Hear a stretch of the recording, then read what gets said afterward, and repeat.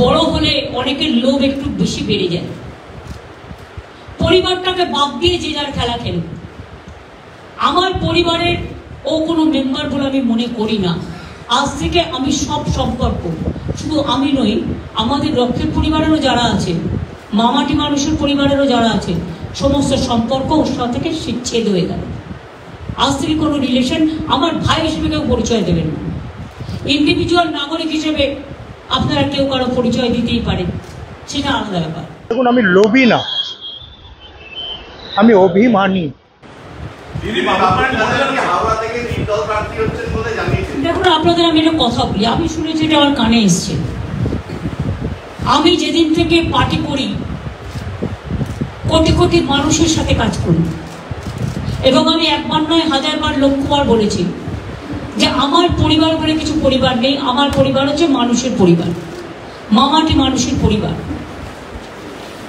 আর আমাদের পরিবারে যদি রক্তের পরিবার ধরেন, নিউ জেনারেশনদের নিয়ে, যেমন পাহাড়ে কিছুদিন আগে একটা বিয়ে হলো, আমাদের প্রায় 32 জন মেম্বার আছে পরিবারে। আমাদের কেউ কিন্তু এরকম নয়, এটাতে সবাই খুব ক্ষুব্ধ। এবং আমি সরাসরি বলছি, বড় হলে অনেকের লোভ একটু বেশি বেড়ে যায়। পরিবারটাকে বাদ দিয়ে যে যার খেলা খেলে। আমার পরিবারের ও কোনো মেম্বার বলে আমি মনে করি না। আজ থেকে আমি সব সম্পর্ক, শুধু আমি নই, আমাদের রক্ষের পরিবারেরও যারা আছে, মামাটি মানুষের পরিবারেরও যারা আছে, সমস্ত সম্পর্ক ওর সাথে থেকে ছেদ হয়ে গেল। আজ থেকে কোনো রিলেশন আমার ভাই হিসেবে কেউ পরিচয় দেবেন না। ইন্ডিভিজুয়াল নাগরিক হিসেবে আপনারা কেউ কারো পরিচয় দিতেই পারে, সেটা আলাদা ব্যাপার। তো প্লিজ দয়া করে আমার নামটা ইউজ করবেন না, বিকজ আমি টোটাল ডিসঅ্যাসোসিয়েট করে দিয়েছি আমাদের ফ্যামিলি বন্ডিং, নো রিলেশন। সুতরাং আমাদের দল যাকে প্রার্থী করেছে তিনিই আমাদের প্রার্থী। প্রসূন ব্যানার্জি একজন অর্জুন অ্যাওয়ার্ডি, মনে রাখতে হবে। প্রসূন ব্যানার্জি দাঁড়ান, শৈলেন মান্না থেকে শুরু করে মোহনবাগান, এই জায়গাটা হচ্ছে হাওড়া। বিজেপি যাকে প্রার্থী করেছে তিনি আগে আমাদের প্রার্থী ছিলেন, যিনি আমাদের মেয়র ছিলেন। তিনি যেভাবে কেলেঙ্কারি করেছেন, 2000 ছেলের ভবিষ্যৎ যেভাবে চাকরি দিয়েছেন বেআইনিভাবে, কল্পনা করতে পারবেন না যদি তার সমস্ত কিছু বের করা যায়।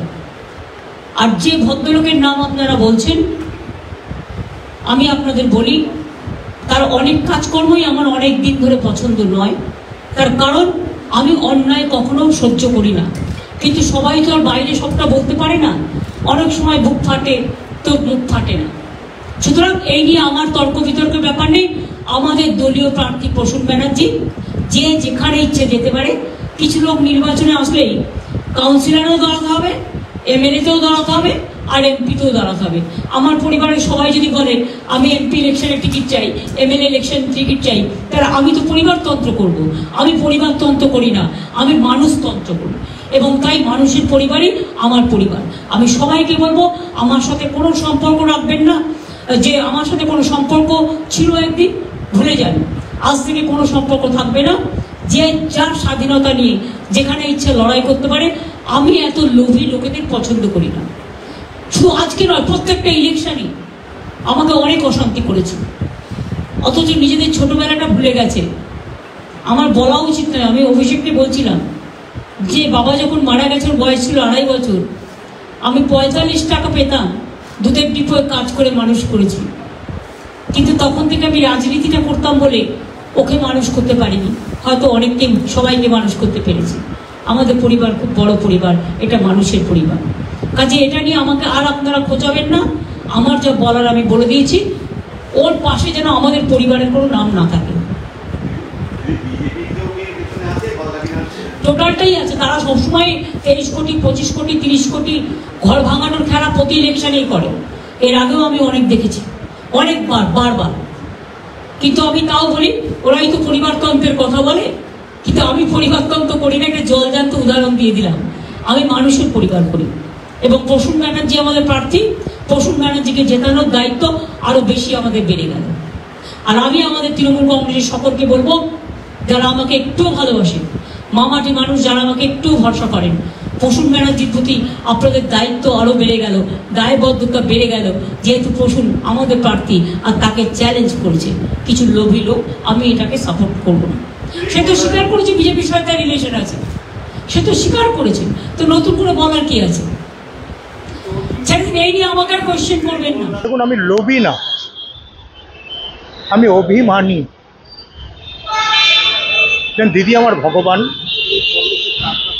1984 সাল থেকে রাজনীতিতে যাদবপুর কেন্দ্রে সোমনাথ চ্যাটার্জির এগেন্স্টে যখন মমতা বন্দ্যোপাধ্যায় দাঁড়ায়, তখন দিদির প্রথম থেকে কংগ্রেস করতাম। ফার্স্ট আমরা গাই বাছুর করতাম, তারপরে হাত চিহ্ন, তারপরে তৃণমূল কংগ্রেস করেছি।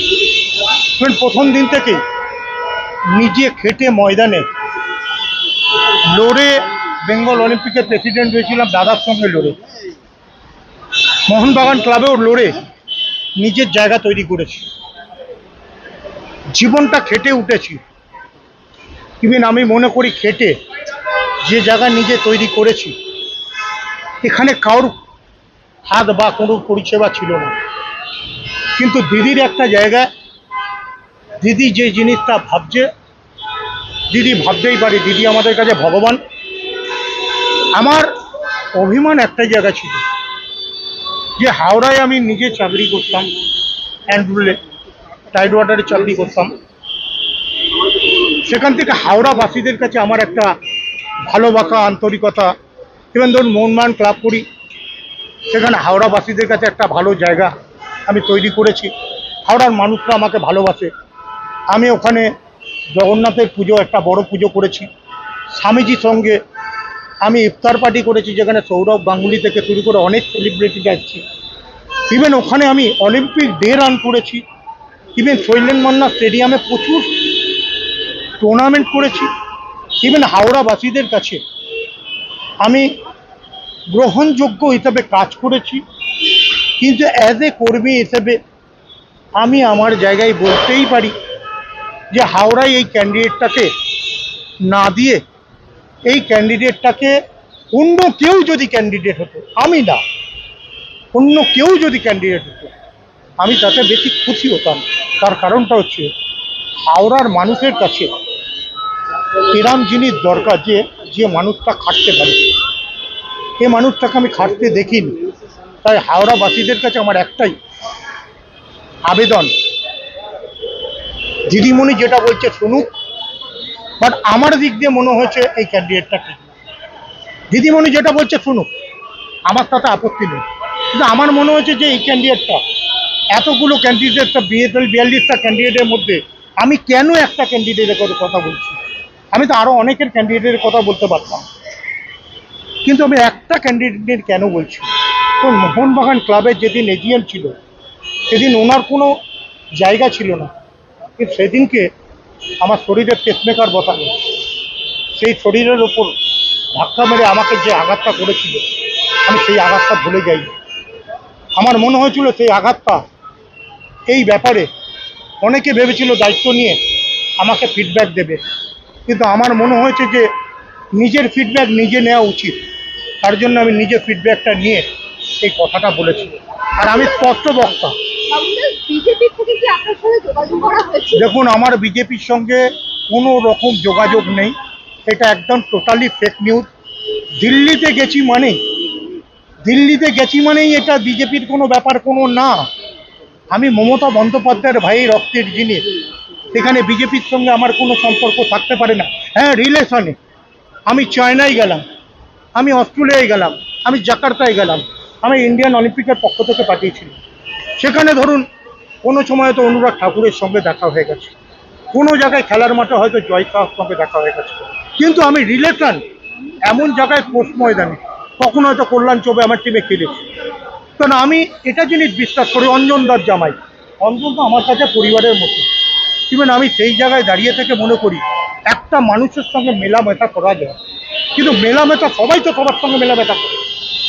কুণাল ঘোষ এত কথা বলছে, কুণাল ঘোষ কি কাজ করেছে এটা আমরা জানি না। আজ কুণাল ঘোষ যে কথাগুলো বলেছে আমি শুনলাম, তা আমি একটাই জিনিস বলবো, কুণাল ঘোষ কত চেঞ্জ করেছে। আমরা তো চোখের সামনে দেখেছি। কুণাল ঘোষকে তো কেউ কিছু বলছে না কেন? বাবুল ব্যানার্জি বললেই কি তোটা দোষ? আচ্ছা, মমতা ব্যানার্জি নিজেও বলেছেন যে তার পরিবারের সঙ্গে আপনার নাম রাখবে, এটা হয়তো অভিমান থেকেই বলেছেন। দিদি ভাইয়ের ব্যাপার, দিদি আজকে বকলো, কালকে দিদির সঙ্গে আমি যতই হোক দিদিকে পায়ে ধরে আমি জোরে নেব নিয়ে, দিদি আমায় যদি মারে ধরে যা কিছু করে, এটা পরিবার তন্ত্র, পরিবারের মধ্যে আমার রক্তের জিনিস।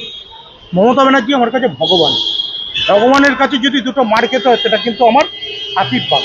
আমি এই আশীর্বাদ নিয়েই মমতা বন্দ্যোপাধ্যায়ের কাছে 72 ঘন্টার মধ্যে আমি পৌঁছবো, তাতে আমায় মারুক ধরুক যা কিছু করুক। আরে দিদি বকতেই পারে, বাবা মা যদি ছেলেকে বলে তুই আজকে বাড়ির কুলাঙ্গার, তুই ঘর থেকে বেরিয়ে যা, আবার কিন্তু সেটা অভিমান মেটে যায় টাইমে। এটা বাড়ির পরিবারের সঙ্গে আমার কোনো অভিমান না। কিছু মানুষ এটাকে নিয়ে খেলছে, যারা খেলছে তাদের সঙ্গে খেলা হবে।